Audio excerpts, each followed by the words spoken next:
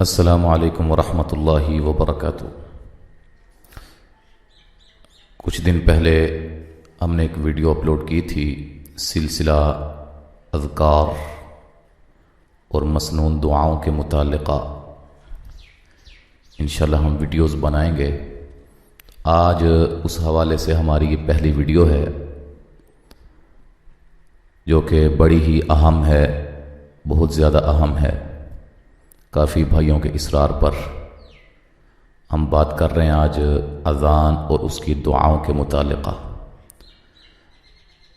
اذان اور مؤذن، اذان دینے والا، اس کی بڑی فضیلت ہے۔ احادیث کے اندر، قرآن و احادیث کے اندر بہت زیادہ فضیلت آئی ہے۔ اور پاکستان کے اندر، پاک و ہند کے اندر تقریباً 90% اگر کہیں تو مبالغہ نہیں ہوگا کہ 90% لوگ اذان دیتے ہیں، لیکن غلط اذان دیتے ہیں، الفاظ بھی غلط ادا ہوتے ہیں، ان سے ادائیگی اچھی نہیں ہوتی ہے۔ تو اذان چونکہ عربی میں ہے اور عربی زبان کو تلفظ کے ساتھ ہی پڑھنا چاہیے، اگرچہ قرآن مجید کو تلفظ کے بغیر یا تجوید کے بغیر پڑھنے پر جو ہے وہ گناہ ہے۔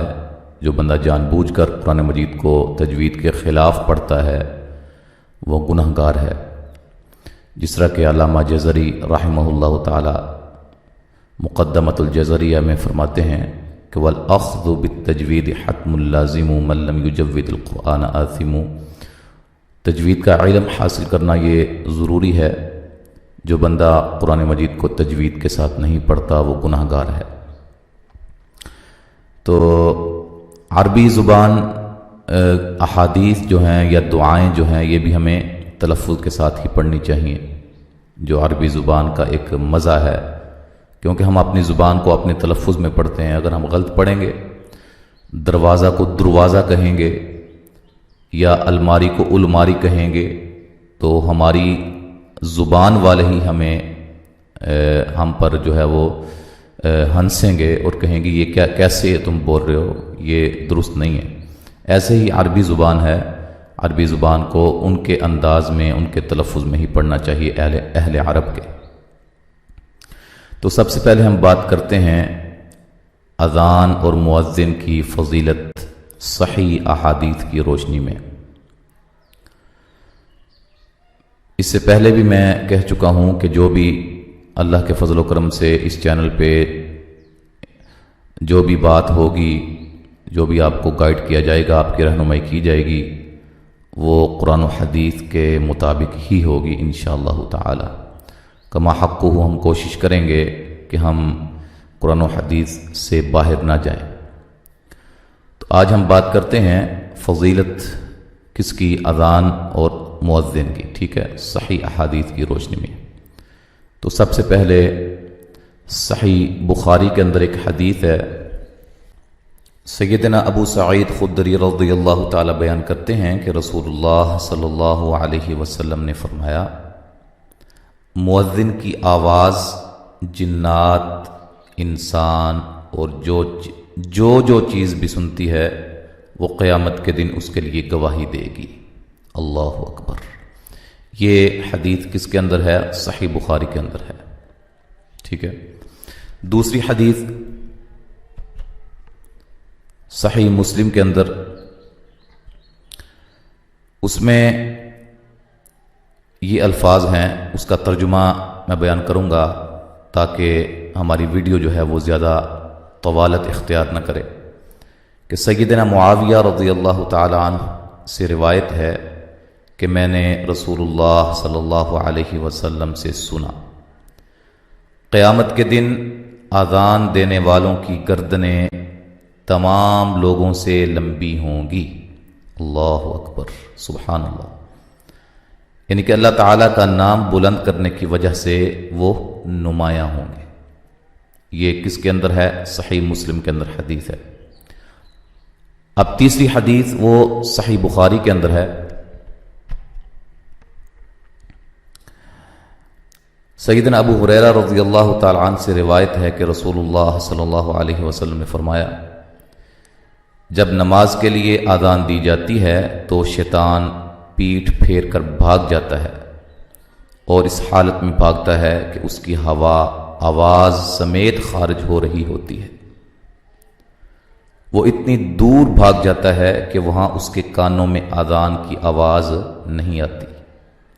جب اذان ختم ہو جاتی ہے تو وہ آ جاتا ہے، جب تکبیر کہی جاتی ہے تو وہ پیٹ پھیر کر بھاگتا ہے، جب تکبیر ختم ہوتی ہے تو پھر آ جاتا ہے، اور نمازی کے دل میں وسوسے ڈالتا ہے کہ فلاں بات یاد کر، فلاں بات یاد کر، یہاں تک کہ آدمی کو پتہ ہی نہیں چلتا کہ اس نے نماز کی کتنی رکعتیں پڑھی۔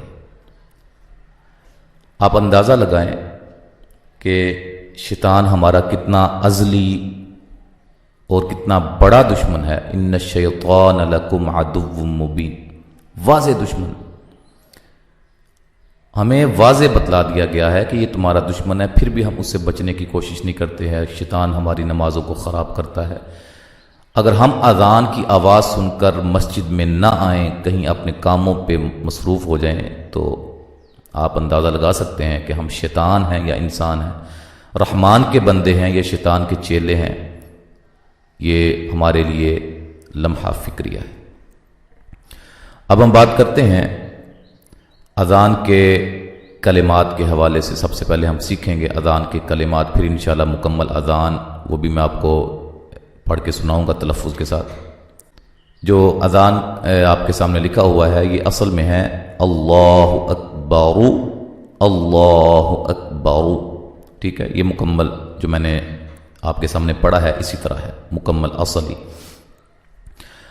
اب ہم اگر یہاں وقف کرتے ہیں تو جیسے کہ میں نے آپ کو بتایا ہوا ہے کہ آخر میں پیش ہو تو اس کو ساکن کر دینا، اللہ اکبر، اللہ اکبر، ٹھیک ہے؟ یہ وقف کی صورت میں ہے۔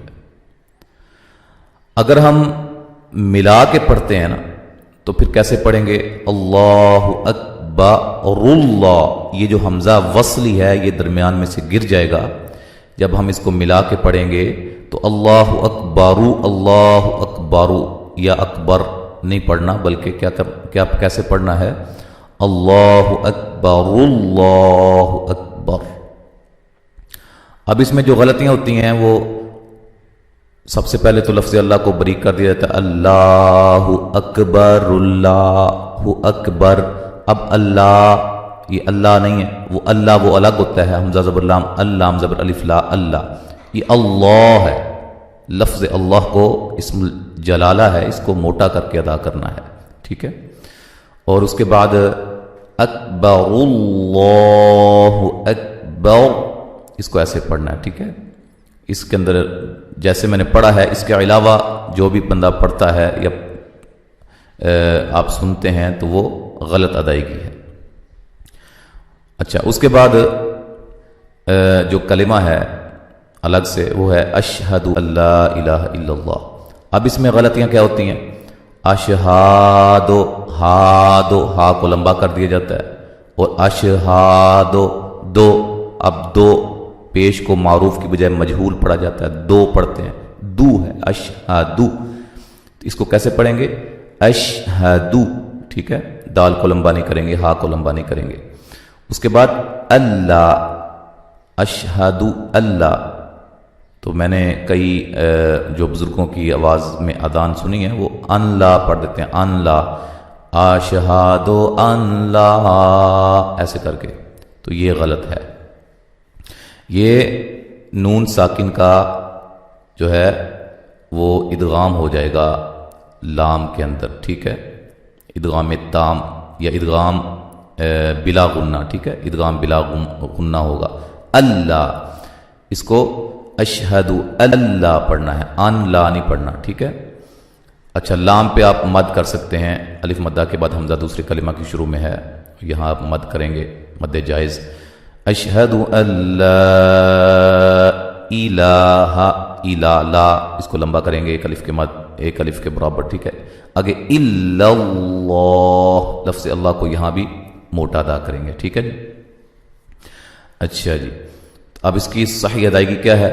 اشہدو ان لا الہ الا اللہ،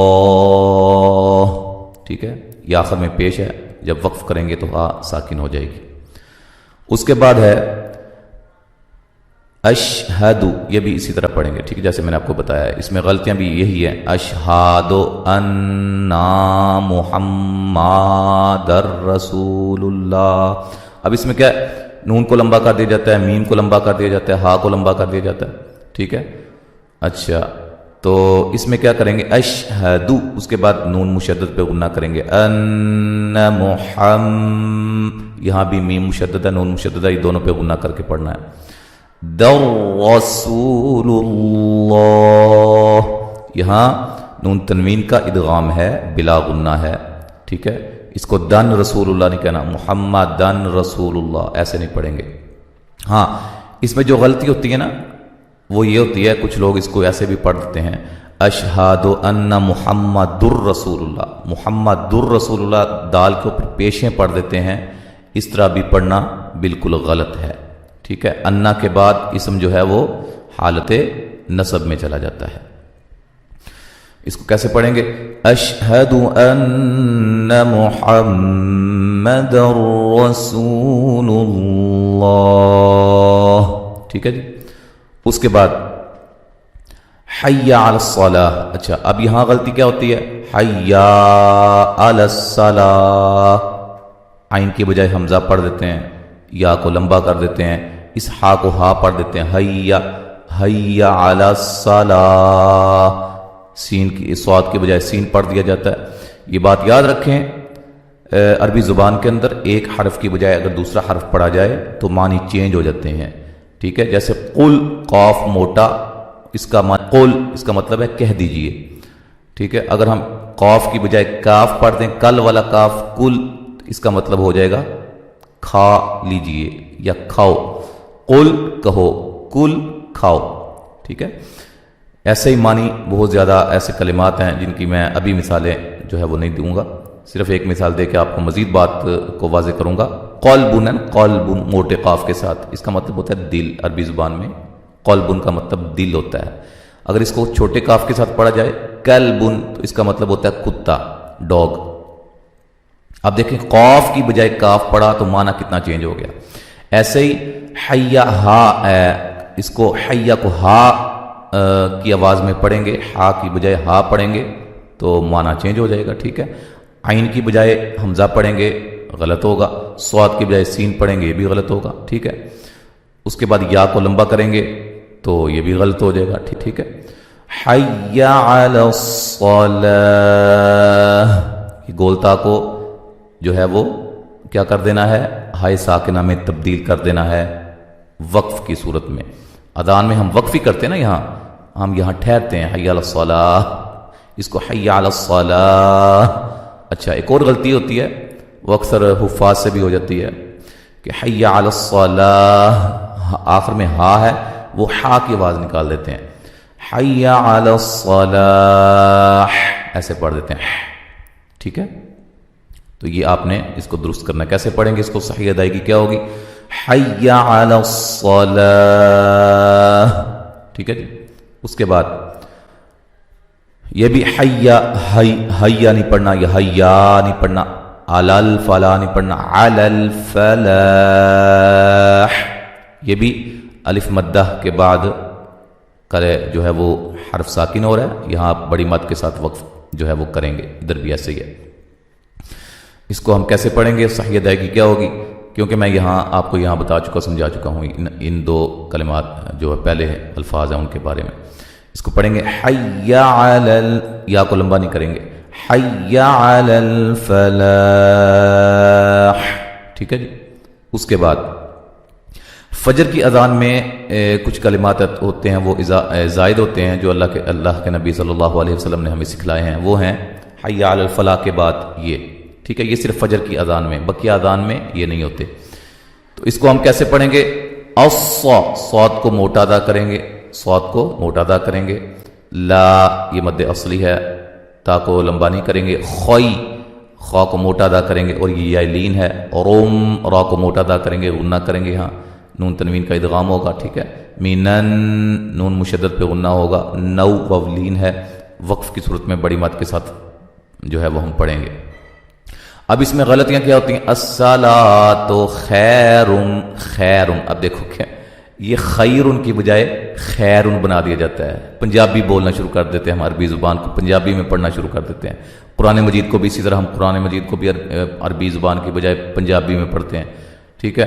ہم جو ہے وہ اس کو جیسے لیلۃ القدر خیرٌ ہے، ادھر لیلۃ القدر خیرٌ، اس طرح مولوی حضرات پڑھتے ہیں، یا کئی ہمارے عام عوام الناس بھی ایسے ہی پڑھتے ہیں لیلۃ القدر خیرٌ، یہ غلط ہے، غلط ادائیگی ہے۔ کیسے پڑھیں گے؟ لیلۃ القدر خیر۔ بہرحال یہ بات ضمناً آئی، اس کو ہم کیسے پڑھیں گے؟ الصلاۃ خیر من النوم، ایسے پڑھیں گے، ٹھیک ہے جی۔ اس کے بعد لا الہ، اللہ اکبر اللہ اکبر تو میں نے آپ کو سمجھا دیا نا۔ اس کے بعد جو اگلا ہے وہ لا ہے، لا الہ الا اللہ، اس کو اب لا الہ الہ اے ای کی بجائے اے پڑھ دیتے ہیں، ٹھیک ہے، تو یہ غلط ہے۔ لام پہ مد کریں گے، لا الہ الا اللہ۔ اب ہم بات کرتے ہیں اقامت کے حوالے سے۔ اقامت کسے کہتے ہیں؟ نماز جب شروع ہوتی ہے اس وقت سب سے پہلے جو تکبیر پڑھی جاتی ہے اس کو اقامت بھی کہا جاتا ہے، ٹھیک ہے۔ اس میں جو زائد الفاظ ہوتے ہیں جن کی درستگی ضروری ہے، باقی وہی کلمات جو میں نے آپ کو سکھائے ہیں، یہ ہے قد قامت الصلاۃ۔ اچھا، یہاں قاف کو موٹا ادا کریں گے، دال کو ہلا کے پڑھیں گے، قاف کو موٹا ادا کریں گے، الف مدہ ہے، صاد کو موٹا ادا کریں گے، ٹھیک ہے جی۔ اس کے بعد لام کو لمبا کریں گے ایک الف کی مقدار کے برابر، اور وقفاً تا کو ہائی ساکنہ میں تبدیل کر دیں گے۔ اچھا، اب ہم اس میں غلط ادائیگیاں بہت زیادہ ہیں، لیکن میں صرف جو ہے مین اپنے سبق کے متعلق آپ کو بتانا چاہ رہا ہوں۔ لیکن آپ اذانیں سنیں گے نا، طرح طرح کی اذانیں پاکستان کے اندر ہوتی ہیں، بڑی بڑی غلطیاں، کمال کی غلطیاں لوگ کرتے ہیں۔ اس کو قد قامت الصلاۃ، اب قد قاف کی بجائے کاف پڑھ دیا، یہاں بھی قاف کی بجائے کاف پڑھ دیا، قامت، یہ غلط ہو گیا بالکل ٹوٹلی طور پہ، اس کے معنی چینج ہو گئے۔ صلاۃ، صاد کی بجائے سین پڑھ دیا، تو اس کی صحیح ادائیگی کیا ہوگی؟ قد قامت الصلاۃ، ٹھیک ہے جی۔ اب ہم تفصیل کے ساتھ بقیہ اذان کے متعلقہ کچھ باتیں انشاءاللہ ہم آپ کے گوش گزار کرتے ہیں۔ اچھا جی، اب مکمل اذان جو ہے وہ آپ کے سامنے لکھی ہے، آپ کے سامنے موجود ہے۔ اب ہم اس کو ایک دفعہ میں پڑھ دیتا ہوں تلفظ کے ساتھ، آپ جو ہے اچھی طرح سماعت فرمائیں۔ اللہ اکبر اللہ اکبر، ٹھیک ہے۔ اس کو اللہ اکبر اللہ اکبر جیسے میں نے پہلے سمجھایا ہے، اس کو ایسے نہیں پڑھنا، ٹھیک ہے۔ جب ملائیں گے تو یہ حمزہ جو ہے وصلی گر جائے گا، را کو لام کے ساتھ ڈائریکٹ ملا دیا جائے گا۔ اللہ اکبر اللہ اکبر، اشہد ان لا الہ الا اللہ، اشہد ان لا الہ الا اللہ، اشہد ان محمد رسول اللہ، اشہد ان محمد رسول اللہ، حی علی الصلاۃ، حی علی الصلاۃ، حی علی الفلاح، حی علی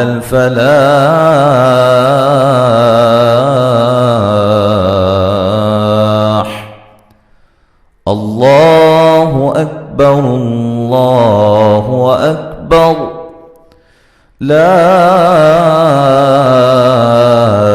الہ الا اللہ۔ اچھا، یہ میں نے مختصر آپ کو بہت مختصر ٹائم کے اندر میں نے آپ کو اذان سنائی ہے، آپ نے اس طرح اس کی ادائیگی کرنی ہے۔ اچھا جی، اب اذان کا جواب دینا چاہیے. رسول اللہ صلی اللہ علیہ وسلم نے فرمایا، سیدنا عمر رضی اللہ تعالیٰ عنہ روایت کرتے ہیں کہ رسول اللہ صلی اللہ علیہ وسلم نے فرمایا کہ جب مؤذن کہے اللہ اکبر تم بھی کہو اللہ اکبر. ٹھیک ہے، جب مؤذن کہے اشہد ان لا الہ الا اللہ تم بھی کہو اشہد ان لا الہ الا اللہ. پھر جب مؤذن کہے اشہد ان محمد رسول اللہ تم بھی کہو اشہد ان محمد رسول اللہ. جب مؤذن کہے حی علی الصلاۃ تم اس موقع پہ کہو لا حول ولا قوۃ الا باللہ. مؤذن کہے حی علی الفلاح تم کہو لا حول ولا قوۃ الا باللہ. پھر جب مؤذن کہے اللہ اکبر تو تم کہو اللہ اکبر. مؤذن کہے لا الہ الا اللہ تم بھی کہو لا الہ الا اللہ. تو آخر میں رسول اللہ صلی اللہ علیہ وسلم نے فرمایا کہ جو شخص صدق دل کے ساتھ، سچے دل کے ساتھ، خلوص کے ساتھ مؤذن کے کلمات کا جواب دے گا تو جواب کی برکت سے اللہ تعالیٰ اس کو جنت میں داخل کر دیں گے. سبحان اللہ سبحان اللہ. اور یہ حدیث جو ہے وہ صحیح مسلم کے اندر جو ہے وہ موجود ہے.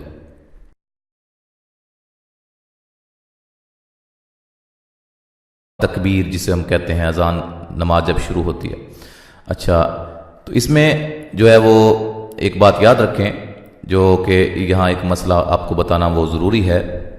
صحیح بخاری کے اندر حدیث ہے کہ رسول اللہ صلی اللہ علیہ وسلم نے سیدنا بلال رضی اللہ تعالیٰ عنہ کو حکم دیا کہ اذان کے کلمات 2 بار اور تکبیر 1 بار کہیں.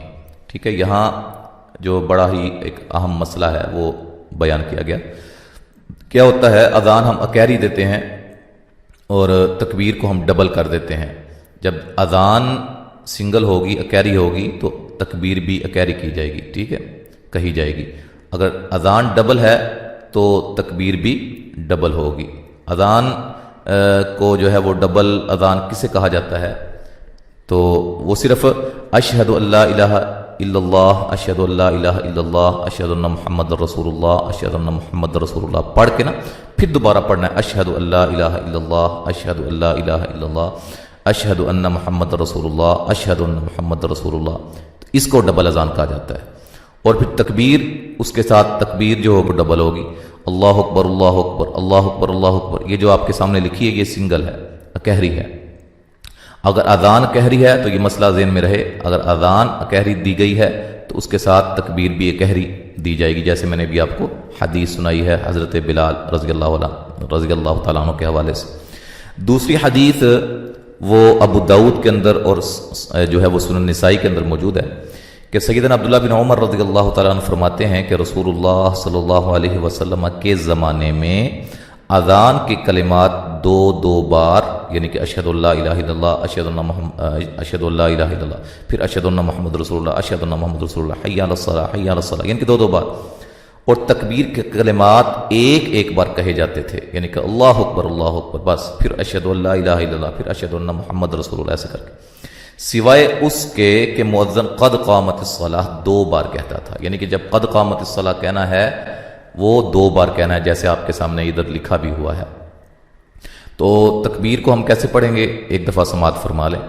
اللہ اکبر اشہد ان لا الہ الا اللہ، اشہد ان محمد رسول اللہ، حی علی الصلاۃ حی علی الفلاح. اچھا، یہاں تا کی آواز حی علی الصلاۃ ہی حی علی الفلاح نہیں کرنا، حی علی الصلاۃ حی علی الفلاح جب ملا کے پڑھیں گے. ٹھیک ہے، ملانے کی صورت میں. اور یہ بھی ملانے کی صورت میں قد قامت الصلاۃ قد قامت الصلاۃ، اس کو اکثر تازتی پڑھ دیتے ہیں کچھ لوگ. قد قامت الصلاۃ قد قام نہیں، قد قامت الصلاۃ قد قامت الصلاۃ. اللہ اکبر لا الہ الا اللہ.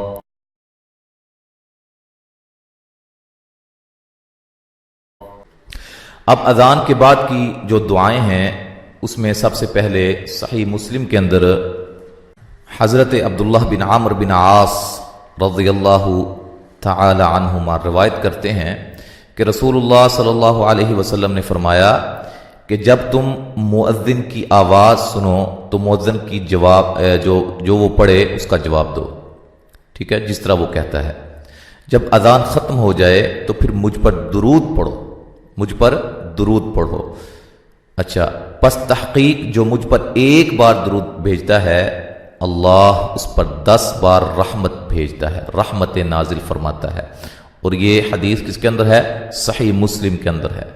اور درود کون سا درود پڑھنا ہے؟ جو مسنون درود ہے، جس کو درود ابراہیمی کہا جاتا ہے، وہ آپ کے سامنے ہے۔ اس کو میں ایک دفعہ آپ کے سامنے پڑھ دیتا ہوں۔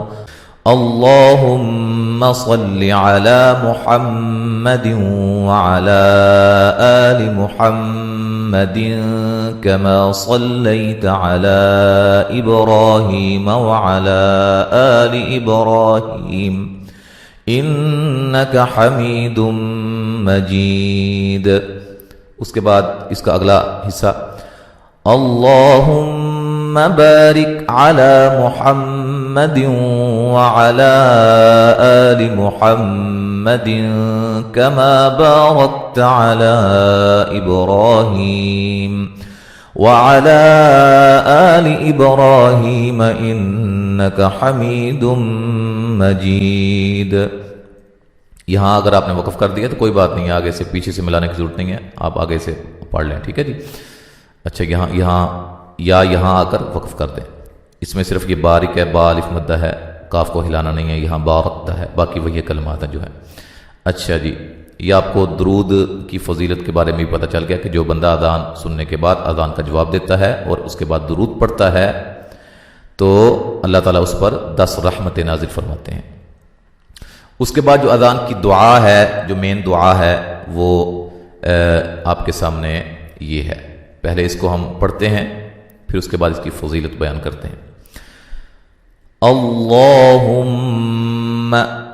صرف میں تلفظ سے پڑھوں گا، ادائیگی آپ باقی قواعد جو ہے وہ میں یہاں نہیں بتاؤں گا، آپ کو معلوم ہی ہے۔ رب هذه الدعوة التامة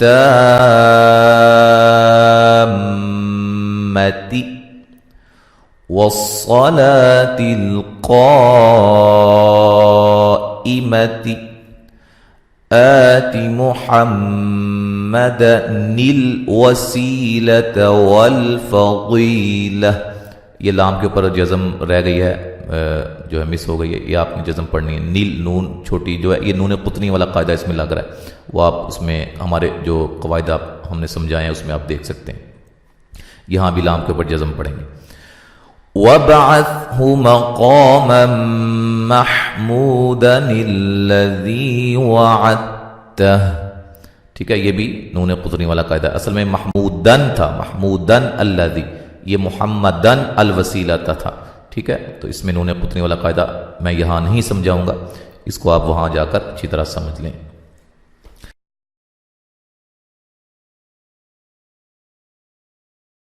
اچھا، اب اس کی فضیلت کے بارے میں، اس کی فضیلت صحیح بخاری کے اندر حدیث ہے کہ حضرت جابر رضی اللہ تعالیٰ عنہ وہ بیان کرتے ہیں کہ رسول اللہ صلی اللہ علیہ وسلم نے فرمایا کہ جو شخص اذان سن کر یعنی کہ جواب دے اور پھر اذان ختم ہونے کے بعد یہ دعا پڑھے جو ابھی آپ کے سامنے لکھی ہوئی ہے، اس کے لیے قیامت کے دن میری شفاعت واجب ہو جائے گی۔ اللہ اکبر، اللہ ہمیں اپنے نبی کی شفاعت کا مستحق بنا۔ اللہ اکبر، اللہم اجعلنا منہم۔ تو یہ بہت زیادہ فضیلت ہے اس بندے کے لیے، اللہ کے نبی کی شفاعت واجب ہو جائے گی جو بندہ صدق دل کے ساتھ اذان سنتا ہے، جواب دیتا ہے، پھر اس کے بعد دعائیں پڑھتا ہے، عقیدہ اس کا توحید والا ہے۔ یہ مزید شفاعت کے مسائل الگ ہیں، تو اس بندے کے لیے شفاعت واجب ہوگی جو بندہ اذان کے بعد یہ دعا پڑھتا ہے۔ تو یہاں تک آج کی ہماری ویڈیو ہے جس میں ہم نے مین ساری چیزیں آپ کو بیان کر دی ہیں۔ امید ہے انشاءاللہ آپ کو بہت زیادہ فائدہ ہوگا، تو لازماً ہماری اس ویڈیو کو لائک لازمی کریں، اس لیے آپ کو یہ کہا جاتا ہے کہ یہ ہماری ویڈیوز پھر آگے انشاءاللہ پہنچیں گی۔ اپنے احباب کی طرف اس کو شیئر کریں، ان کو سمجھائیں، وہ بھی ان کو اپنی اذان کو درست کریں، اذان کی دعاؤں کو یاد کریں، اس کا تلفظ ٹھیک کریں۔ انشاءاللہ تعالیٰ یہ ہمارا صدقہ جاریہ ہوگا، سلسلہ چلتا رہے گا۔ اللہ تعالیٰ سے دعا ہے کہ اللہ ہماری ان محنتوں کو اپنی بارگاہ میں قبول و منظور فرمائے۔ السلام علیکم ورحمۃ اللہ وبرکاتہ۔